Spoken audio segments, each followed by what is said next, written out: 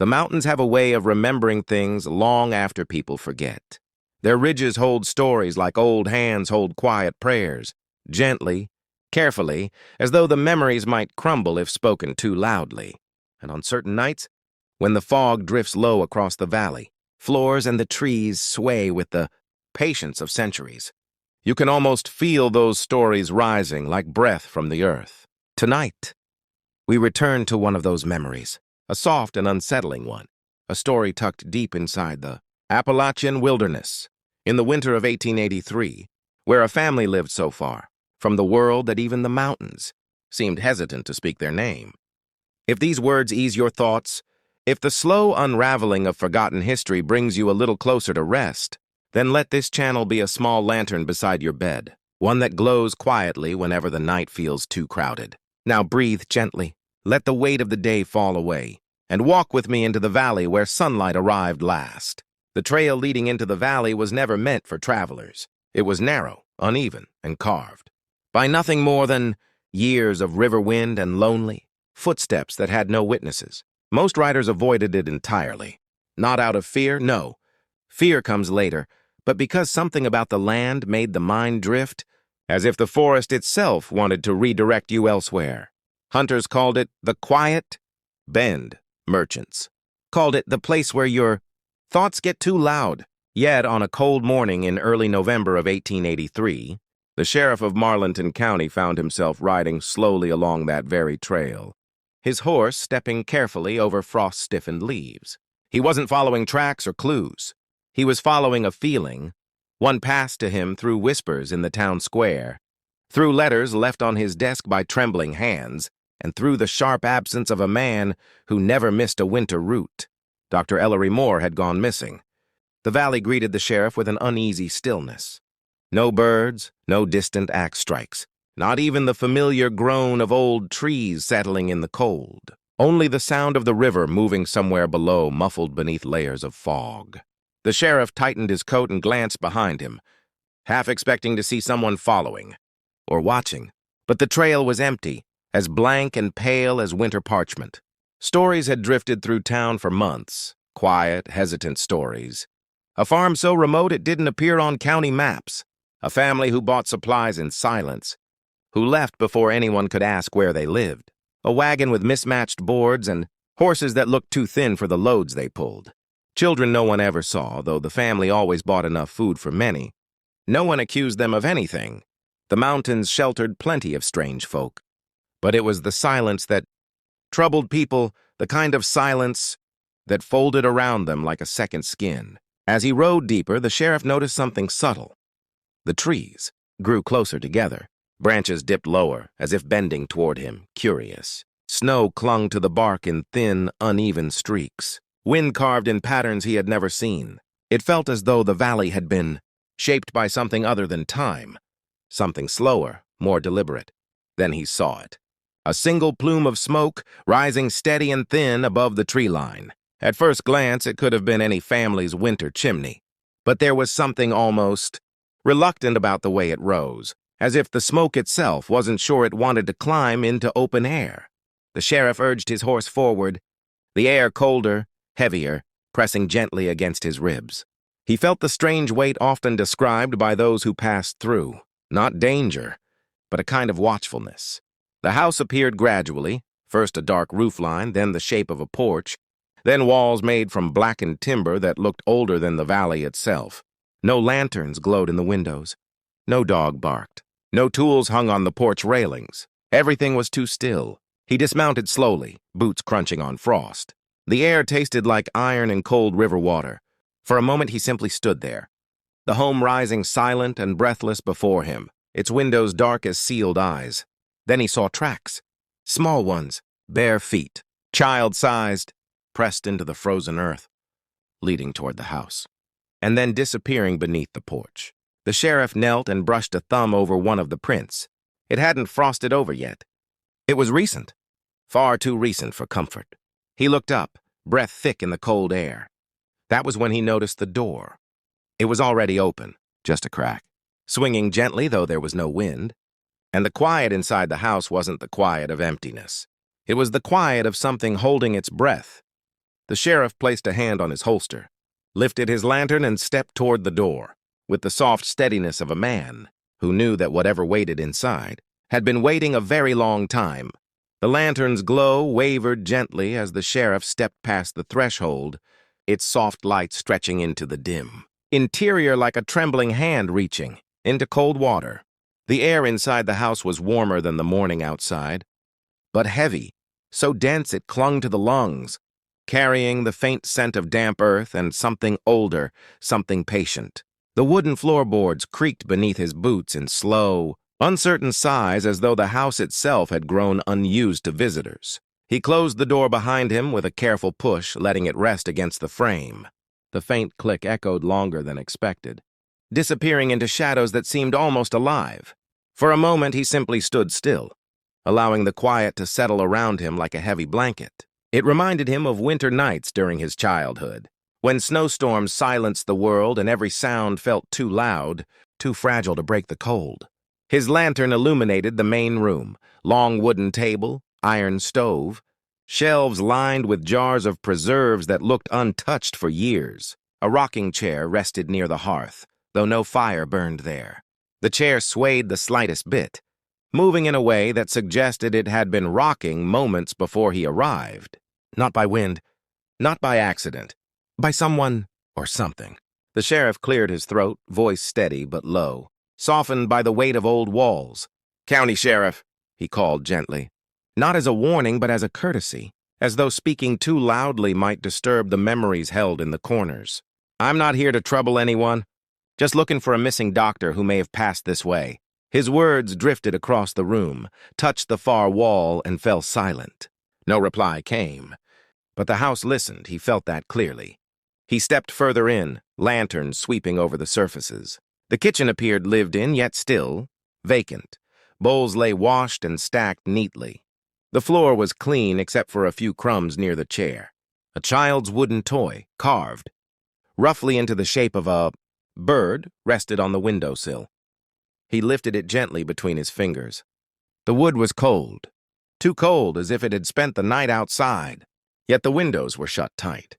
Setting the toy down, he moved toward a hallway stretching into deeper shadow. The lantern lit one wall where framed drawings hung, crude charcoal sketches, uneven and dark. Most were simple mountains and trees, but one made his breath pause. A tall figure drawn in shaky strokes, a hat, long coat, lantern raised. It looked like him. He exhaled slowly. Perhaps coincidence, perhaps imagination. But deep inside, the mountains had taught him that coincidences often left footprints. The first doorway he reached opened into a room with two small beds, blankets woven by hand. A doll made of scraps rested against a pillow, button eyes staring upward. The sheriff approached the beds, noticing the sheets weren't entirely cold. Someone had slept here recently, yet the room held no sound, no breath, no trace of footsteps. He reached for the second bed, when the floorboard behind him groaned. He turned instantly, lantern raised. Nothing. Only the open doorway, the dim hall, and a lingering sense that the house was shifting its attention. Like a host deciding whether a guest was welcome, the sheriff steadied his breath. "If anyone's here," he murmured softly, "I ain't here to pry. Just need to know if a man came this way." "Dr. Moore, carrying a black physician's bag." For a heartbeat, the silence deepened. Then, a faint sound drifted from somewhere below the house.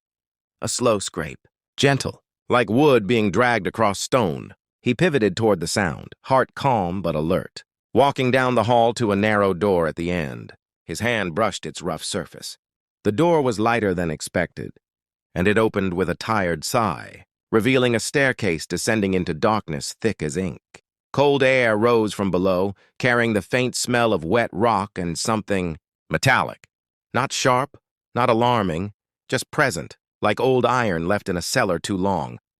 The sheriff kept one hand on the railing and took the first step, lantern swinging slow and steady. The stairs groaned, each protesting the weight of a new memory being added to the house. Halfway down, his lantern brushed against the wall, and he paused. Marks, shallow, irregular, as though someone had dragged fingertips along the stone, trying to feel their way in the dark. He followed the marks until he reached the bottom. His lantern revealed a low room carved crudely into the earth. Barrels lined one side, preserves, salted meat, winter supplies. A workbench sat in the corner, covered in tools dulled by rust, none of it unusual for an isolated family. But beneath the bench, something glinted softly. He crouched down, lantern close, a metal clasp. Bronze, worn smooth, attached to a torn leather strap. His stomach tightened, not in fear but in certainty. It was part of a medical bag. The sheriff lifted it gently. The strap was broken, edges frayed, as if torn in haste. Dr. Moore had been here, recently, perhaps even the night before. He stood slowly, the lantern trembling in his hand, not from fear, but from the heavy truth beginning to settle over him. Someone had taken the doctor's bag. Someone had walked barefoot in the frost. Someone had left the door open, waiting. And as he turned back toward the stairs, he felt it again. A shift of air behind him, a breath that wasn't his, soft, too soft, like a child exhaling in the dark. And so, he whispered to himself, the words steady even as the house seemed to breathe around him. This story begins to show its deeper path. The sheriff did not turn around at once. Instead, he let the silence settle back into the room, like dust swirling in lantern light before finding a place to rest. He understood mountain silence.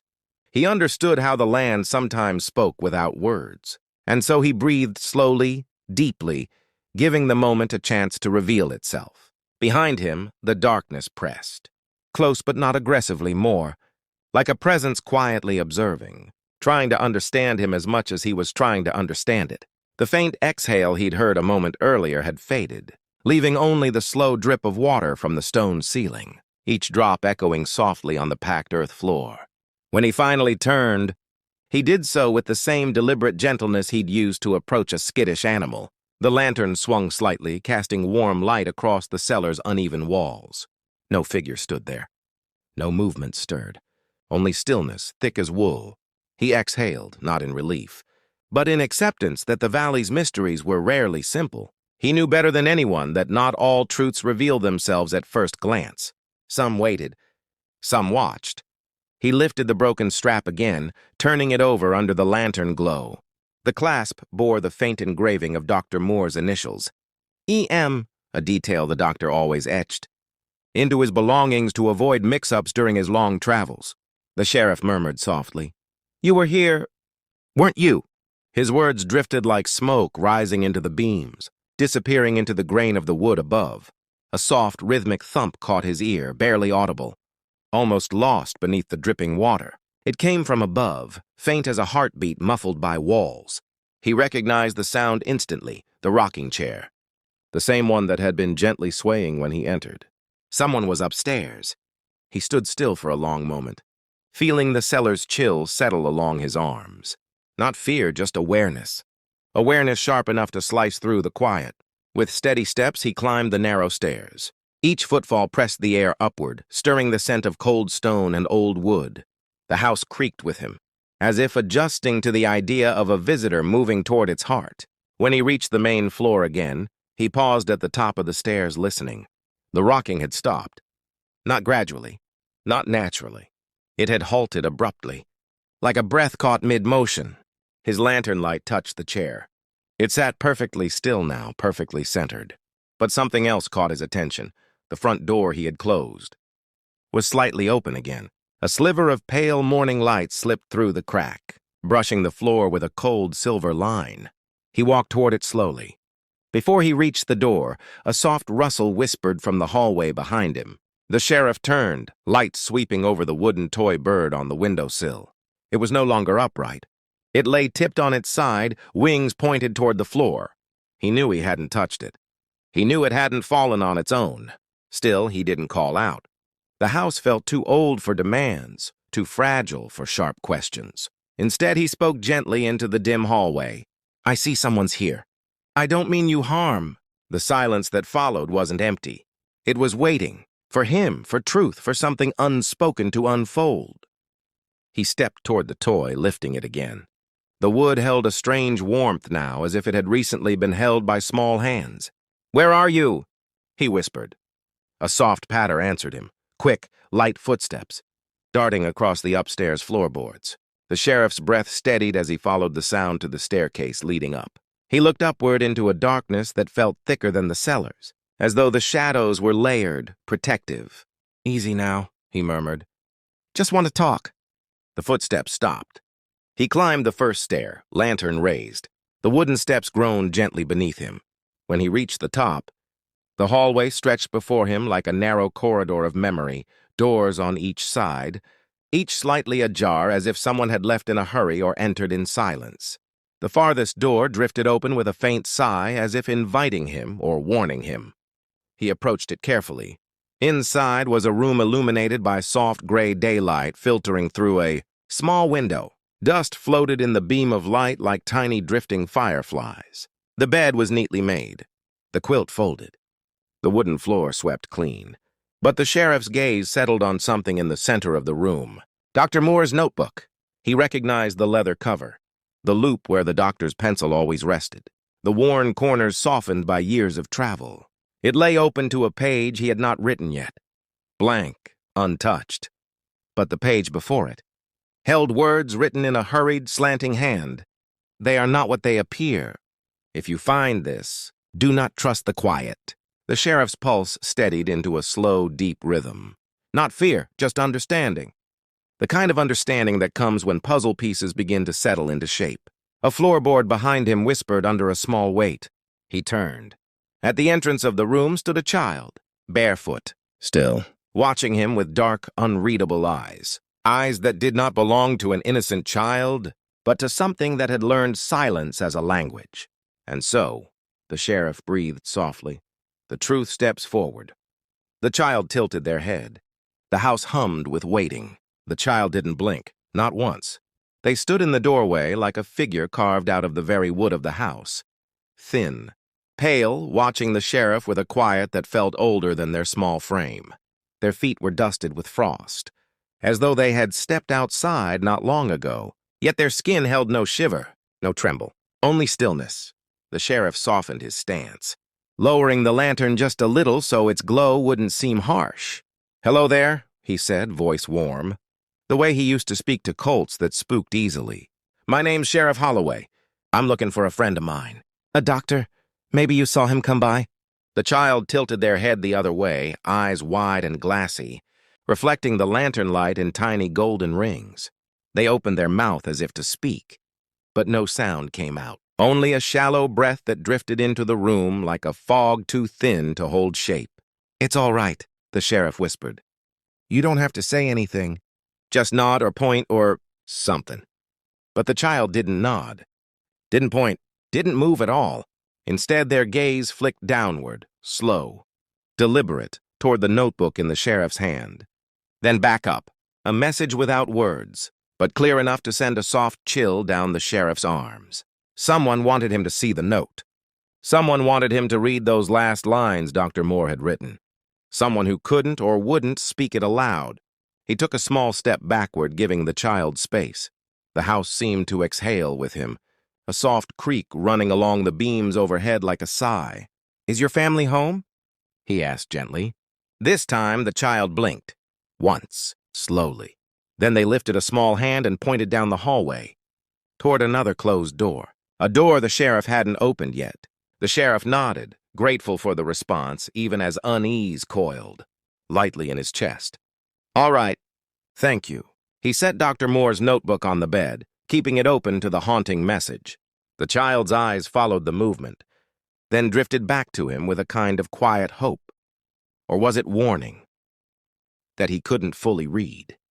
When he stepped past them into the hallway, the child didn't follow.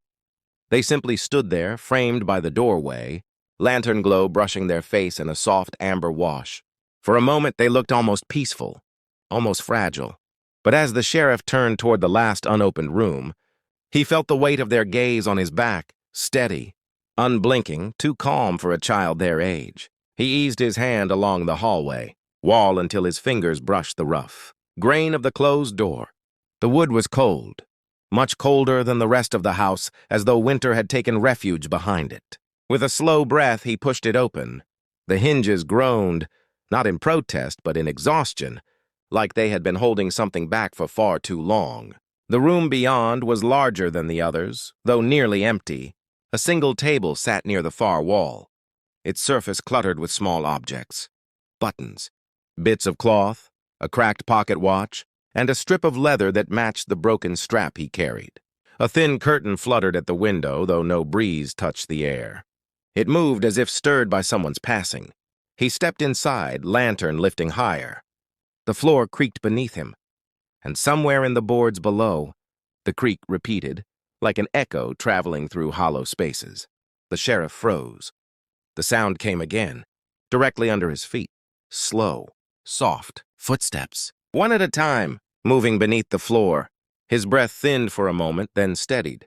Mountain homes sometimes had crawl spaces or cellars, but this was too deliberate, too human. Someone was down there. Someone moving with care, perhaps trying not to be noticed. He knelt, pressing a palm to the wood. The footsteps stopped instantly, as if the person below sensed his awareness. From behind him came the quiet whisper of the rocking chair moving. Again, back and forth, its old joints clicking softly. He turned slowly, heart steady but alert. The child was gone. The hallway was empty. Only the faint squeak of the rocking chair drifted through the house, guiding him like a slow, eerie lullaby. He followed the sound back toward the main room. The chair rocked wildly now, not from wind or from uneven flooring, but from a momentum that carried traces of someone who had been sitting there moments before, someone who had left in a hurry. The front door was open wider now, letting in a thin veil of cold morning light. The sheriff lowered his lantern and breathed out a soft, grounding sigh. "And so," he murmured, voice barely above a whisper, "whatever truth lives here doesn't want to stay hidden much longer." The house was no longer just quiet. It was expectant, waiting for him to take the next step. The sheriff stepped outside and let the cold morning settle against his face. It grounded him in a way the house couldn't, sharp, honest, unfiltered. Inside that place, the air felt borrowed. Out here, the wind belonged to the mountains again. He breathed it in slowly, letting the bite of frost clear the lingering heaviness from his chest. The valley around him was strangely beautiful. Tall pines rose like watchful sentinels, their needles trembling lightly beneath a thin crust of snow. Mist drifted between trunks in long, sleepy ribbons, curling around the roots and rocks as if waking from an old dream. Even the river below moved softly, its gentle murmur a reminder that the world beyond the house still lived, still breathed. And yet something felt shifted, as though stepping outside hadn't removed him from the story, but pulled him deeper into it. He stood on the porch for a long moment, listening. The house behind him settled with slow pops and sighs, its old wood expanding in the rising light. But beneath those natural sounds lay something subtler, a hush that seemed to wait for him to make a choice. Dr. Moore's broken strap hung from his hand. The child's unspoken warning echoed in his mind. The footsteps under the floor. The notebook's message. Do not trust the quiet. The sheriff had been in these mountains his whole life. He knew the difference between natural silence and silence shaped by human hands. And this silence, this heavy, deliberate hush, did not belong to the valley. It belonged to whatever lived inside that house. He stepped off the porch, boots crunching over the frost.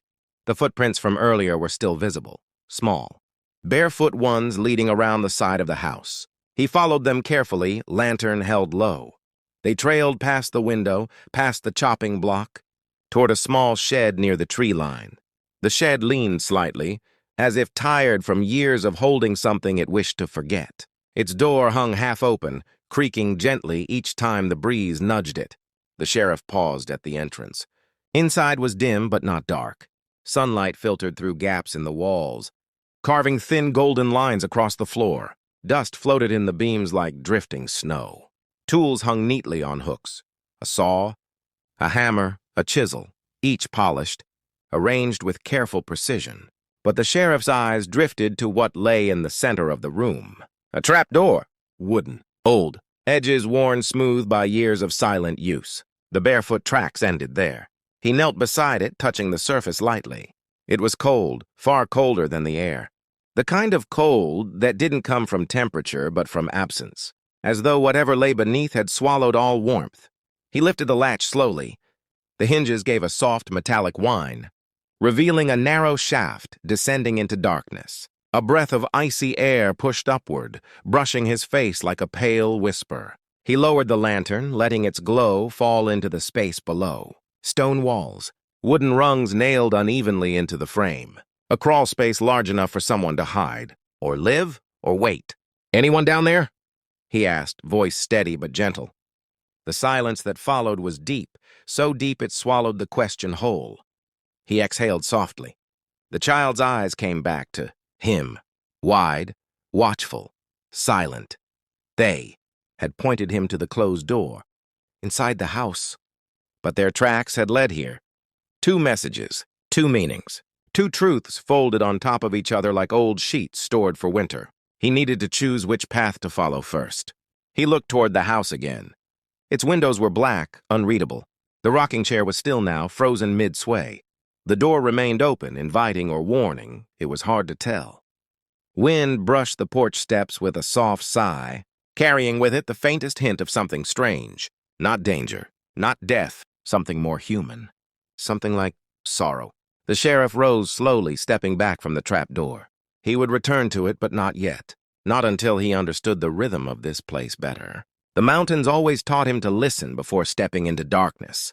He moved along the back of the house, scanning the ground for more tracks. The earth here was soft, muddy in places where the sun had touched it. But only one set of footprints appeared, those same small, barefoot prints circling the house in a strange, looping pattern, as if the child had been walking in circles, as if they were waiting for someone to follow. The sheriff followed the loops until they led him to a small clearing. A stump sat in the center, split cleanly by an axe. Wood chips were scattered around like pale feathers. The stump glistened faintly in the light, not from sap, not from frost, but from something else, something darker. He knelt again, brushing his fingertips over the surface. It was smooth, too smooth, as if the stump had been scrubbed, cleaned, polished. Why clean a chopping block? Why polish something meant for rough work? A soft thud drew his attention back toward the house. One single sound, like someone dropping a heavy book on a table. The sheriff stood, lantern raised. A figure now stood in the doorway. Not the child, an adult, tall, still, watching him from the shadows, their face hidden behind the dim glow. The sheriff felt the mountains tighten around him, not in fear, but in focus. The story had stepped forward. The quiet had taken shape. "Morning," the sheriff said softly. The figure did not answer. And so, as the cold wind gathered around the clearing, the sheriff realized the valley was no longer waiting for him to find the truth. The truth had come to find him. For a long, fragile moment, the clearing stood perfectly, still caught between the breath of morning and the breath of whatever, watched him from the doorway. The figure didn't shift, didn't flinch, didn't even seem to sway in the wind the way a normal person might. They stood rooted, silent, as though carved from the darkness behind. Them. The sheriff lifted his lantern a little higher. Light spilled across the porch, brushing against the stranger's boots first. Worn leather, mud dried in uneven patches. The hem of a wool coat hung just above the ankles, frayed at the edges, as if it had seen too many winters and too few hands willing to mend it. But the face remained hidden, not because of shadow, but because they held their chin slightly downward, letting the dimness cling to their features, a deliberate kind of concealment. The sheriff spoke with the calm, caution he'd learned from years in these mountains. Didn't mean to intrude. House was open.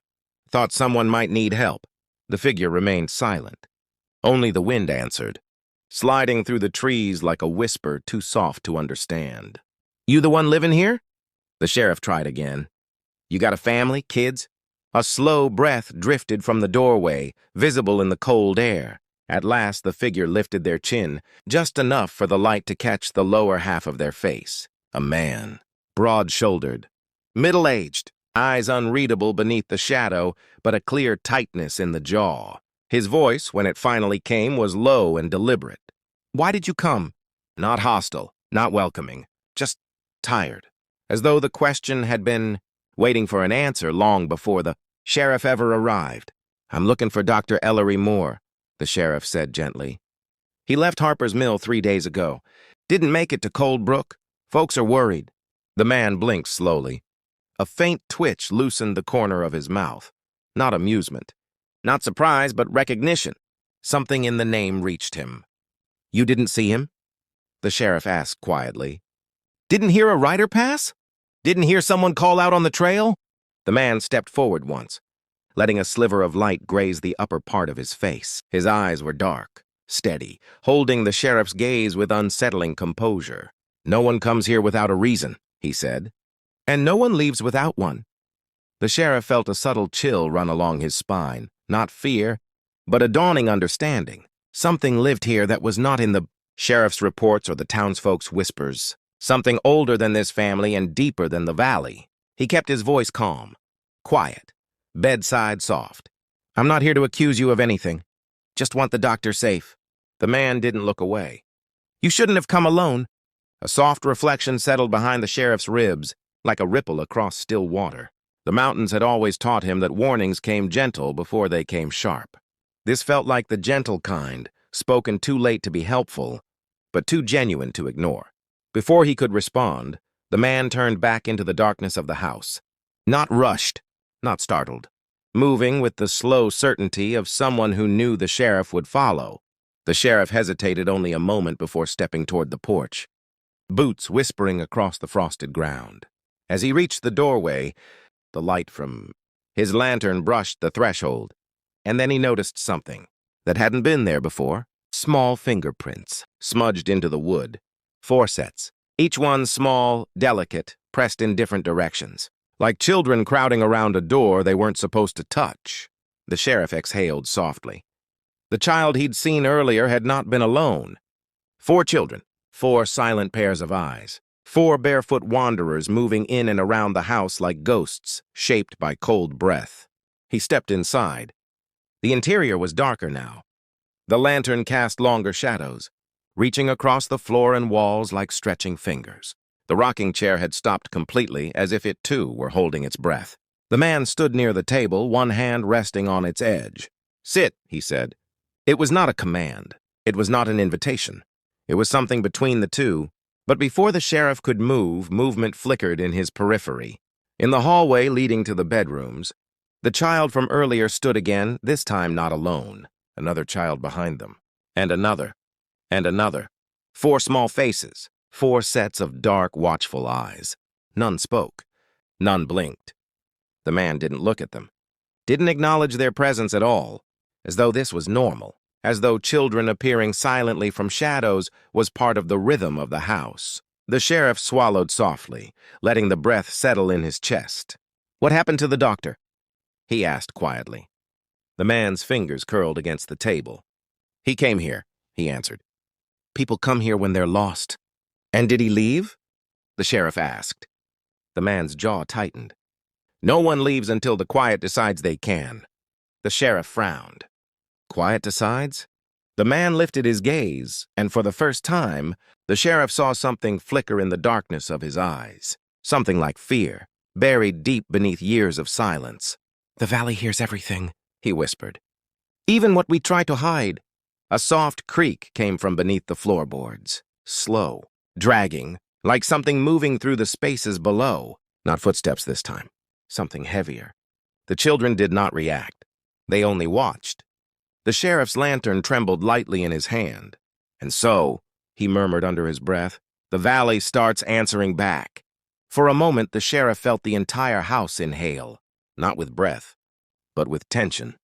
A gathering of something unseen, something that drifted through the beams and the floorboards like a quiet storm deciding where to strike.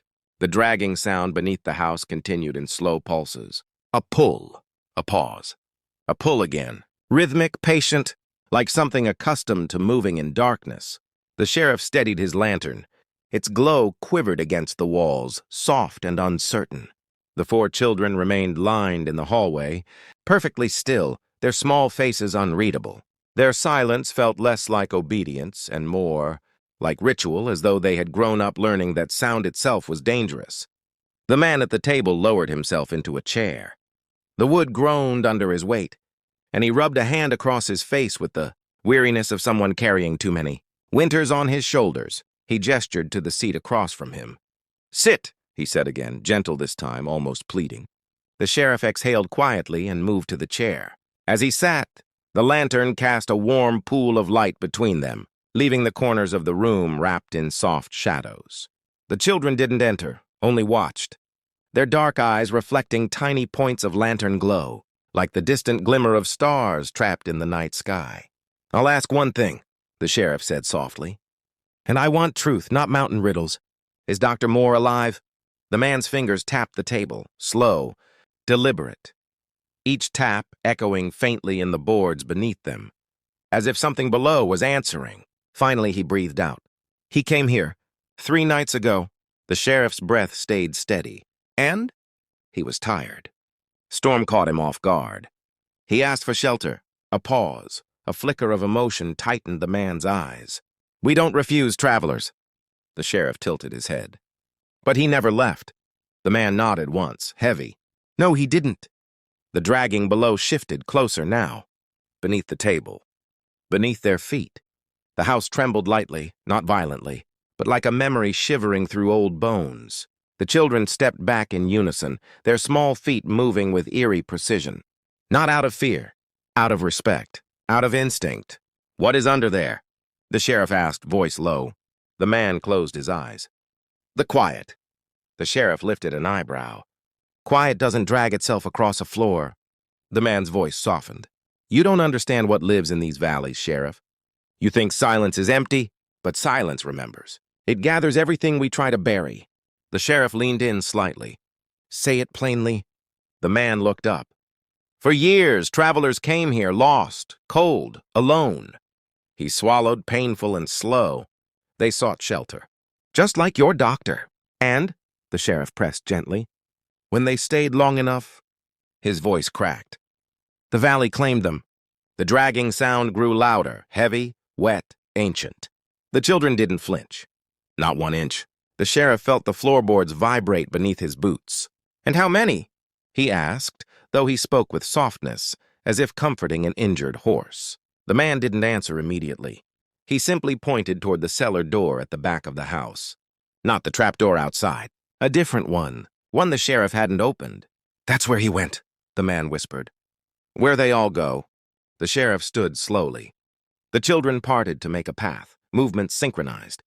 Graceful, almost ceremonial. Their silence was no longer eerie. It was mournful. As he walked toward the cellar door, the sheriff felt something shift behind him. The man didn't follow. The children didn't move. Only the dragging under the floor matched his steps, as though something beneath wanted to meet him halfway. He reached for the latch. It was warm, too warm, as if someone had touched it moments ago. He inhaled slowly, allowing the mountain's calm to fill his lungs. Behind him, the man spoke one last quiet warning. "Don't go down there unless you're ready to see what the quiet keeps." The sheriff pulled the door open. A breath of air rose from the darkness, warm and cold at the same time, like an exhale trapped underground for years. The lantern shook in his hand, not from fear, but from knowing the story had reached the part where truth steps out of shadow. He placed 1 foot on the first stair. The dragging below stopped. Total silence, expectant, listening. "And so," he whispered to himself as the darkness below seemed to open its eyes, "we follow the doctor's last steps." The first step groaned beneath the sheriff's boot. A tired sound that drifted down into the dark like a warning whispered too late. His lantern cast a trembling circle of light down the narrow staircase, revealing stone walls that looked smoother than they should. Worn not by tools or weather, but by touch, human touch, years of it. He descended slowly, one hand sliding along the wooden railing, the other holding the lantern steady. Behind him, the house fell utterly silent. The children's breathing, the man's weary sigh, even the restless shifting of floorboards, all of it paused, as though the house itself understood that these steps marked a threshold, the place where stories stopped being told and started being revealed. With each step, the air grew warmer. Not comfort warm, but heavy warm, like breath trapped in a closed room. A faint smell rose with it, earth, damp stone, and something faintly metallic, old enough to taste on the tongue. At the bottom, the sheriff reached solid ground. The lantern's glow stretched across a low stone chamber. It wasn't large, just enough space for a grown man to stand upright. But what struck him wasn't the size. It was the quiet. It wasn't normal quiet, not the hush of earth settling around an old cellar. It felt deliberate, as though something in the darkness listened with held breath. He swept the lantern slowly across the room. Shelves lined one wall, filled with jars, folded cloth, small belongings stacked with careful hands. Not stored, not forgotten. Preserved, each item arranged as if part of a memory. Someone refused to let go. On the opposite wall, a shallow pool of murky water glistened faintly. Its surface barely moved, but now and then a soft ripple shivered across it, as though stirred by something sitting just beneath. The sheriff's breath fogged lightly in the warmth. "Dr. Moore," he called softly. His voice didn't echo. It simply fell into the room and stayed there, swallowed by the air. Then, the dragging. Not from below, not from above, but from across the chamber. Slow, steady, moving toward him. The sheriff raised the lantern higher, and there, emerging from the far shadows, was the doctor. Ellery Moore stood barefoot on the stone floor. His coat hung loosely from his shoulders. His face was pale, gaunt, as if carved from candle wax left too close to heat. But he was alive. Barely. His eyes, once sharp, bright, and always kind, now stared through the sheriff as though looking at something behind him, something the sheriff couldn't see. "Ellery," the sheriff whispered. Relief and sorrow mingled in the sound. "I've been searching all over." The doctor lifted a trembling hand, silencing him. "Quiet," he breathed. The word was cracked, brittle. "You mustn't speak too loudly." The sheriff moved closer. "What happened? Did they hurt you?" A faint smile touched the doctor's lips, eerie in its softness. "No, they helped me." His gaze drifted toward the shelves. "They keep what the mountain gives. They keep what the quiet chooses." The sheriff followed his eyes and froze. On the shelves were objects he recognized. A silver brooch from a missing merchant's wife. A small journal belonging to a teenage traveler lost 2 winters ago. A set of spectacles from a preacher reported missing 7 years prior. Relics, dozens of them. Each one belonging to someone the world assumed had vanished in the vast mountains. His voice softened. "Doctor, how long have you been down here?" Ellery blinked slowly. "Time feels different in the quiet," he whispered. The dragging sound came again, closer now. The sheriff instinctively moved in front of the doctor, lantern lifted. But Ellery reached out and gripped his arm. "No," the doctor breathed. "Don't fear it." The sheriff frowned. "What is it?" The doctor's eyes glistened with something like awe or surrender. "It is the valley," he whispered. The quiet made flesh. "It keeps us. It remembers us. It ties us to this place so the mountain never forgets." The sheriff swallowed. "Ellery, did you try to leave?" A long silence followed. The doctor's gaze drifted downward. "Yes," he said at last. "On the first night?" "And what happened?" The doctor lifted a shaking finger toward the pool of water. Ripples spread across its surface. Slow, deliberate, as though something below had heard its cue.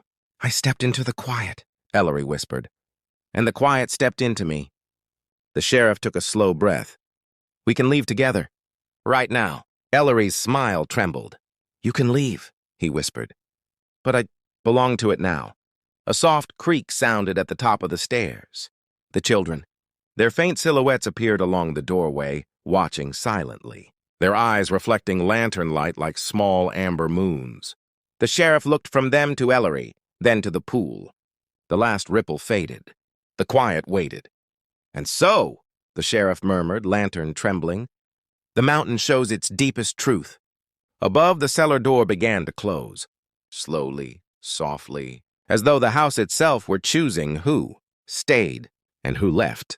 The cellar door eased shut with the patience of something ancient, closing not with force, but with quiet intention. A soft click echoed down the stairwell, drifting through the chamber like a sigh slipping from old lungs. The sheriff lifted his lantern, its glow trembling as though the flame itself sensed the weight of the moment. Ellery Moore still stood beside him, breathing shallowly, staring at the pool with eyes that looked both present and far away. The sheriff touched his shoulder gently, grounding him. "Ellery, we need to go now." The doctor blinked as if waking from a dream, but his voice remained soft and hollow. I told you. The quiet doesn't let go. He looked up, eyes full of a strange mix of sorrow and acceptance. But it sent you. The sheriff frowned. Sent me? The doctor nodded faintly. It called you here, just like it called me. Before the sheriff could ask more, a soft rustling drifted from the chamber's far wall. It wasn't the dragging sound from before. It was lighter, almost like fabric brushing stone. The sheriff swept the lantern toward the sound. At first he saw nothing but the wall, smooth stone, cold, unbroken. Then a thin line appeared across it.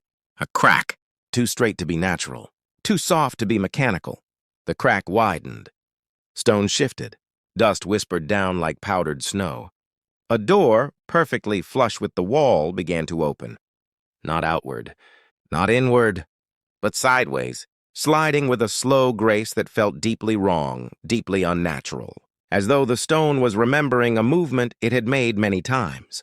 The sheriff stepped in front of Ellery, hand on his holster.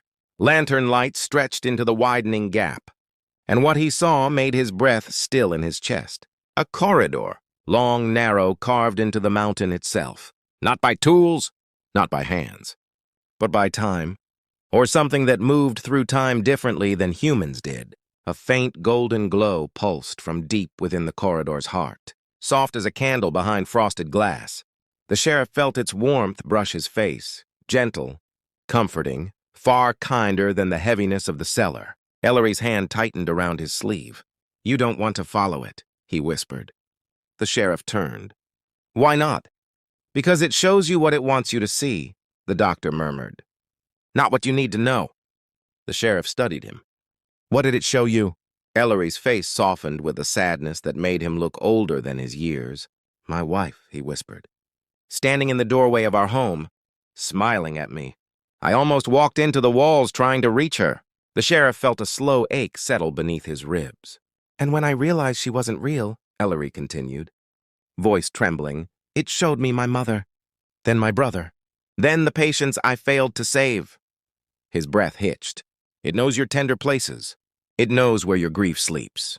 The sheriff looked back into the corridor. The glow pulsed softly, warm, inviting, comforting in the way a lie can be comforting, if it speaks in the voice of a memory you miss. Ellery, the sheriff said gently, what lies at the end of that hallway? The doctor's voice broke. Itself. The sheriff exhaled slowly. The mountains taught him long ago that some truths don't shout, they whisper, and some dangers don't roar, they sing. A faint shift drew his attention. At the far end of the corridor, just at the edge of lantern reach, a shape moved, not a person, not an animal, a silhouette, tall, thin, its edges soft, trailing like mist or smoke. As if its body was made of quiet itself, it didn't step forward, but it breathed. A slow inhale that felt like wind slipping through the bones of a forgotten house. The sheriff felt the air around him tighten, not painfully, but with the same pressure you feel before a storm breaks. Ellery's grip tightened. Don't look at it too long. The sheriff forced himself to look away, but the silhouette remained. In the corner of his vision, a presence that didn't need clarity to be understood. The doctor whispered, if you stare at it, the quiet takes your sight first. The sheriff swallowed. How far down that corridor did you go? Far enough to hear it speak, Ellery said, trembling now. Not in words, just thoughts, old thoughts, heavy ones. What did it want? The sheriff asked. The doctor closed his eyes. It wanted to keep me. The glow pulsed again, warm, almost affectionate. The sheriff felt something brush the edge of his mind. Not a voice, not a word, just a feeling, recognition, as though the quiet knew his name. The sheriff stepped back. We're leaving, he said firmly. Ellery looked at him with a sorrowful half-smile. Sheriff, I told you. We're leaving. His tone gentle but steel beneath. Both of us. Ellery's eyes softened, hope flickering through fear like a candle in a cold room. But behind them, from the top of the stairs, small footsteps descended, slow, synchronized, four sets. The children. They reached the bottom and stood in a perfect line, staring into the corridor with an expression that was neither fear nor awe, but reverence. And behind them, the man from upstairs, his face pale, his eyes wide, as if he too was afraid of the thing he lived with. He whispered one trembling sentence. "You opened the door." The corridor's glow brightened. The silhouette shifted. The quiet began to move. And so, the sheriff breathed softly, lantern trembling, it finally comes to meet us. The glow in the corridor pulsed again, slow, deep, almost like the heartbeat of something ancient learning to wake. The silhouette at the far end shifted its weight, though it made no sound, no footstep, no disturbance of air. It simply moved the way shadows move when a lantern flickers, except the sheriff's lantern burned perfectly still. Ellery stood trembling beside him. The children stood silent behind him. And the man, the weary, broken man, watched with the dread of someone who had lived too long, with a truth no human should have to keep. The sheriff lowered his lantern slightly, letting the warm light pool near his boots, softening the sharp edges of fear into something more manageable. "All right," he whispered, voice steady. "Everyone stay behind me." The man shook his head slowly. "You can't lead here, Sheriff." "Not in the quiet," his voice cracked on the last word. "It chooses, not us." The sheriff didn't argue. He didn't raise his voice. He simply took one step forward, placing himself between the corridor and the others. The air around him thickened, warm and cold at once, like standing in the breath of two seasons meeting. The silhouette at the far end stretched, taller, unnaturally tall, its upper half, fading into the darkness above, its lower half trailing like mist across the stone floor. It didn't walk toward them. It drifted. A slow slide, as though the corridor were carrying it forward. Ellery's voice trembled as he whispered, "Don't look at it directly. Let the light blur your sight a little. The quiet can't take what it can't reflect." The sheriff nodded, keeping the lantern between himself and the approaching figure, letting the glow soften his view of its outline. The creature, if it was a creature, didn't seem to have a face. Or perhaps its face was hidden in folds of shadow that clung too tightly to see through. The children didn't move. They seemed rooted to the spot, their small bodies perfectly aligned, eyes wide with something like reverence or obedience, as though they were accustomed to this ritual. The sheriff breathed slowly. "Ellery, has it ever come out of the corridor?" Ellery swallowed hard. "No, but it has come to the doorway." The sheriff stepped closer to the corridor's entrance, lantern shaking gently in his hand. Each step felt like walking deeper into a story that had been waiting for him long before he was born. The warm golden glow intensified, illuminating more of the corridor's walls. Strange engravings lined the stone, swirls and marks that looked almost like fingerprints, pressed into clay, repeated in patterns that formed no language he knew. The sheriff lifted the lantern higher. "What does it want?" The man behind him whispered, "It wants to be remembered." The sheriff turned slightly. "Remembered for what?" The man hesitated, then spoke with a quiet sorrow. "For the people it keeps." The corridor hummed then, a low, resonant sound that vibrated through the bones of the house, through the wooden beams, through the sheriff's ribs. Not unpleasant, not harsh, but deep enough to remind him how small a human life is compared to the weight of a mountain. "What happens?"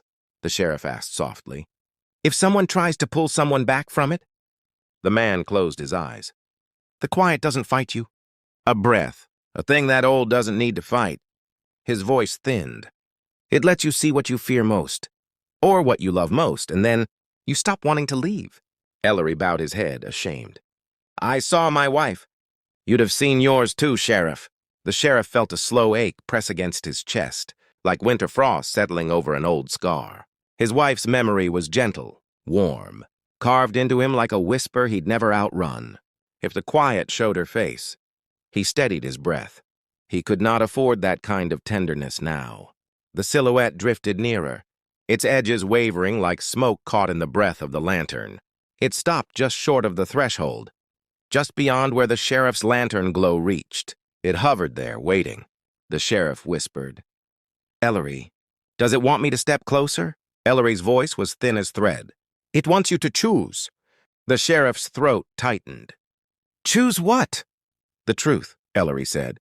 "Whatever truth it thinks belongs to you." The sheriff exhaled. The air felt hot against his lips now. Behind him, the children stepped forward.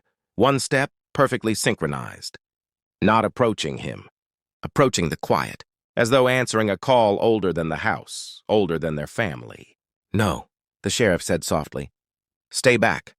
They froze instantly, as if they heard something in his voice the house could not command. The sheriff turned back to the corridor, to the silhouette, to the warm, pulsing glow. "This ends now," he murmured. "I'm taking the doctor, and then I'm taking all of you." He didn't know if the quiet understood words, but the glow dimmed as if considering him. The silhouette swayed. The corridor exhaled. Ellery reached for his arm again. "Sheriff, don't make it angry." But the sheriff didn't step back. He lifted the lantern higher, letting its light push against the darkness. Just a little. Just enough. To remind the quiet that not all things in the mountains bowed to old silence. "And so," he whispered as the glow trembled, "we walk into the truth together." The lantern's glow trembled at the edge of the corridor. A soft, wavering heartbeat of gold pressed against the darkness that felt older than the mountain itself.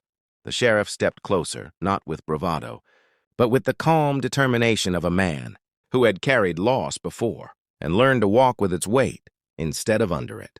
The quiet seemed to sense this. Its darkness drew back a fraction as though making room for him. Behind him, the children watched without blinking, their small faces illuminated by the soft amber haze. They were not afraid. They were not confused. They looked the way one might look at an old family photograph, something familiar, even if not entirely understood. The sheriff took another slow step. Ellery whispered, "Careful! Every step in this house remembers the last." But the sheriff didn't pause. He held the lantern steady and stepped into the doorway of the corridor. The warmth of the lantern clung to him like a thin shield, and the air in the corridor wrapped around him in a strange, gentle cold. It didn't bite. It simply settled as though acknowledging his presence.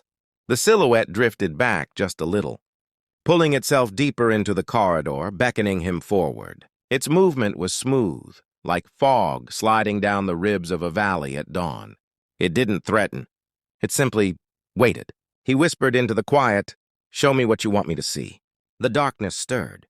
A breath of warm wind brushed his face. Impossible wind, born from nowhere, carrying a faint scent of pine and smoke and something tender, almost like memory.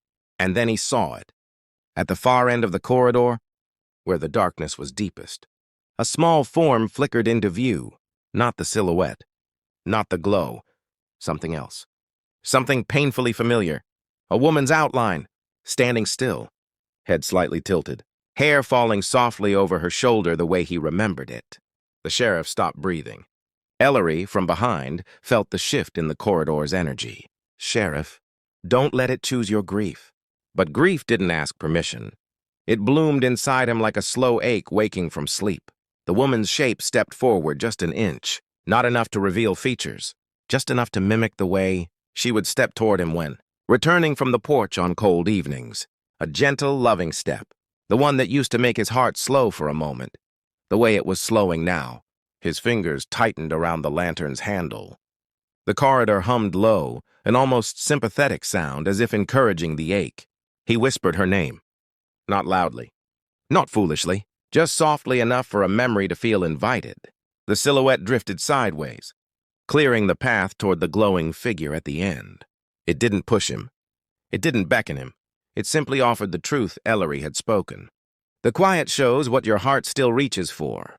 The sheriff closed his eyes for a moment, letting the warmth of the lantern breathe against his chest. In that short darkness, he let himself feel the softness of old summers, the weight of her head on his shoulder, the sound of her laughter echoing in the cabin they once shared. The corridor held its breath, as if savoring his memory with him. When he opened his eyes, the figure at the end flickered once, then twice, as if waiting for him to choose. He whispered, "Not tonight." The figure paused. It leaned back slightly, like a memory exhaling. Then it dissolved gently into the darkness. Not torn, not erased, just released, like a candle blown out by a careful hand. The corridor pulsed softly, almost disappointed. The silhouette drifted back to the front of the corridor. For a moment, its shape seemed smaller, dimmer, as if the sheriff's refusal had taken some strength from it. He held the lantern forward. "I'm not here for ghosts," he whispered. "I'm here for the living." Behind him, one of the children let out a small gasp. Larry turned sharply toward them. The boy, no older than 9, was staring at the sheriff with wide, shimmering eyes. "You passed it," the boy whispered. "No one passes it." The sheriff stepped back out of the corridor, the lantern's glow reclaiming the hallway in a warm, protective circle. "What does it mean?" he asked, crouching to meet the boy's gaze. The boy swallowed. His voice trembled with a mix of awe and fear. "It means the quiet won't stop you now. It knows you're not afraid of losing yourself." Ellery exhaled shakily. "Then we have a chance." The sheriff nodded, lifting the lantern. "Where is the doctor?" The man, racked by guilt and years of silence, pointed down a narrow, winding stairway half hidden behind a curtain of dusty ropes. "The cellar," he whispered. "But the house doesn't like intruders in its bones." The sheriff touched the boy's shoulder gently, reassuring him. "Stay here. Protect the others." The boy nodded, trusting him in a way children trust stories they believe are true. The sheriff stepped toward the stairway. The lantern's glow stretched down first, like a hand reaching into the unknown. The air changed, cool, damp, carrying the faint scent of stone and something metallic beneath. The house seemed to inhale. And as the sheriff began his descent, a soft shiver moved through the beams above, the corridor behind him silently watching, the quiet recalculating the man who had just refused its oldest trick. He whispered to the lantern, as if it were a companion, "Stay warm. Stay steady.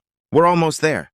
The sheriff descended one slow step at a time, the lantern held close to his chest, its warm glow brushing the stone walls like a tired hand reaching for comfort. The stairway spiraled downward in uneven curves, carved not by craftsmen but by time, by fear, by generations who had moved through this place in silence. Above him, the house creaked, a long, low groan almost like disappointment, as if the walls themselves realized he was no longer a visitor. He was a disruption. He continued downward. The air thickened, cool and damp, whispering against his skin like the breath of something waiting in a deeper dark. A soft drip echoed somewhere far below, steady and patient, like a clock marking the heartbeat of the mountain. Halfway down, he paused. A faint sound trembled through the stone. Not wind, not footsteps. A voice. "Weak!" Strained, whispering. "Hello, please?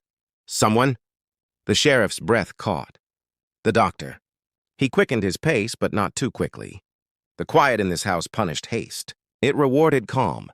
When he reached the bottom of the stairs, the lantern's glow spilled into a small chamber where the air felt warmer, almost gently so, as if the earth itself were trying to comfort what had been left behind. There, slumped against the wall, was the doctor, gaunt, pale, clothes torn from struggle and time. His eyes fluttered open as the warm light touched him. "Sheriff?" His voice cracked like old wood. "Am I dreaming?" The sheriff crouched beside him, slipping an arm behind his back, lifting him with slow, careful strength. "No dream," he whispered softly. "You're going home." The doctor's eyes shimmered with exhausted hope. A trembling breath escaped him, half sob, half relief. But then his gaze sharpened, darting toward the shadowed corner of the room. "You shouldn't be here," he whispered. "None of us should." The sheriff followed his gaze. In that corner, a shape curled tightly into itself, human-sized, breathing slowly. A child, not one of the children upstairs. Someone else, someone hidden. The sheriff raised the lantern gently, and light brushed over tangled hair. Small hands, bare feet pressed into the dirt. A little girl, perhaps 6, flinched away from the glow, covering her eyes. The sheriff softened his voice. "It's all right. I'm not here to hurt you." But she shook her head sharply. "The quiet follows the warm," she whispered. "If it knows you found us, it won't let you leave." The sheriff exhaled, not in fear, but in understanding. The house wasn't angry. It wasn't hungry. It was possessive. "Ellery's children?" he asked gently. The girl shook her head. "No, before them." A cold realization crept over the sheriff like slow-moving fog. This house had taken more than one family, more than one generation. It had kept what it wanted, and hidden what it didn't. He lifted the girl carefully, feeling her small fingers cling to the collar of his coat. "We're all leaving," he whispered. "This ends tonight." The doctor shuddered, pushing himself upright with trembling limbs. "Sheriff, it won't let us all go." He met the doctor's eyes. "Then it can try to stop me." The house seemed to hear him. The earth beneath their feet vibrated, a gentle pulse at first. Then a slow roll of shifting stone, like something waking deeper below. The sheriff tightened his grip on the lantern. "We move now," he whispered. "Stay behind me, slow, quiet." They began their ascent. The doctor leaned heavily on the wall. The little girl clung to the sheriff's shoulder. The lantern glowed warm and steady, but even its light flickered at the edges, as if whispering its own warning. Halfway up the stairs, the sheriff felt a change in the air. Not cold, not warm. Stillness. Perfect, suffocating stillness. The quiet had returned. A soft hum rose behind them, the same low resonance that echoed through the corridor earlier, but now deeper, more insistent. The sheriff didn't turn. He simply shifted the lantern backward, letting its glow fall over the stairwell behind them. And he saw it, the silhouette, not drifting this time, climbing, slow, steady, silent. Every step matched theirs. Every pause mirrored their breath. The sheriff whispered, "Don't look back. Keep moving." The girl buried her face into his coat. The doctor clung to the railing, forcing himself onward. The silhouette continued to climb, until it reached the point where the lantern's warm glow met the shadow of the stairwell. And there, it stopped.